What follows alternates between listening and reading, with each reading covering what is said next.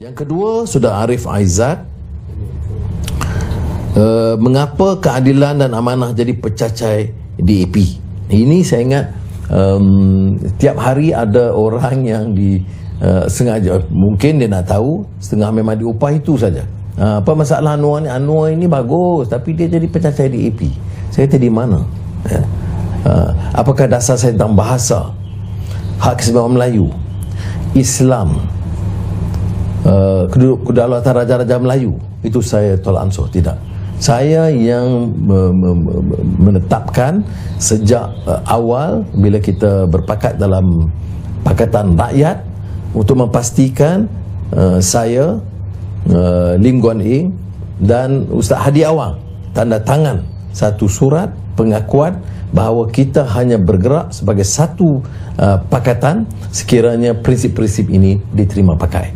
Ya, ada hal yang saya tidak setuju dengan DAP atau maka dalam keadilan sendiri, tetapi soal prinsip kita tidak tolak ansur.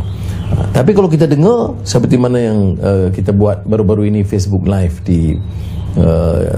dengan menteri-menteri besar Selangor, Negeri Sembilan dan Ketua Menteri Pulau Pinang, itu tengok apa yang dilaksanakan dengan apa yang diwar-warkan beda. Peruntukan untuk rakyat miskin semua, peruntukan untuk masjid dan surau itu termasuk oleh Kerajaan Negeri Pulau Pinang.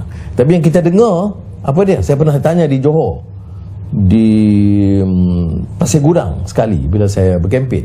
Dia tanya, "Tapi Anwar, ni di masjid di Pulau Pinang dah tak ada azan." Saya kata mungkin bagi orang yang hilang pendengaran lah, tapi yang lain tu dengar kuat.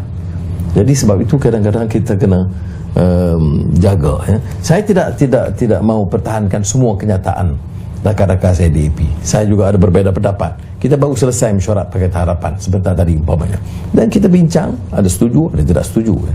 Tapi untuk anggap kita ini jadi perkakas, bawa bukti apa?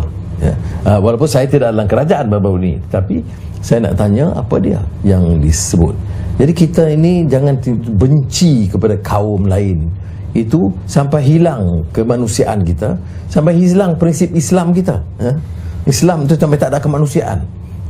Dia tanam benci saja. Tapi bila sekarang boleh pula semua, ya. Boleh pula, ya. Bagi saya beberapa dasar MCA itu kadang-kadang keterlaluan juga. Menentang RUU 355, MCA lebih lantang, lebih keras dari DAP, tetapi yang dibangkitkan hanya bantahan DAP. Surah Azizul Hamid minta saya dilantik sebagai penasihat ekonomi bagi negeri di bawah Pakatan Harapan. Saya tak payahlah. Sekarang ini pun baik Saudara Chow di Pulau Pinang, Saudara Amin di Negeri Sembilan, Saudara Amir di Selangor, itu sentiasa kita bincang, kita bagi pandangan. Dan selain dari menjana pertumbuhan, saya terus tekankan kepedulian rakyat.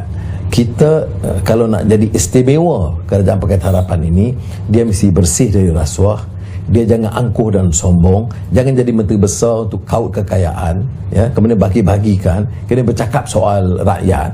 Itu penipu dan perasuah ini tak boleh kita terima. Kemudian kita gunakan kedudukan kita itu untuk bantu rakyat yang miskin dan terbiar, kawasan pedalaman, majoritinya Melayu, tapi ada kelompok India di estate atau Cina miskin bandar. Itu harus kita, walaupun sekarang miskin bandar lebih ramai Melayu daripada kaum-kaum lain, itu harus kita jalankan dengan tegas.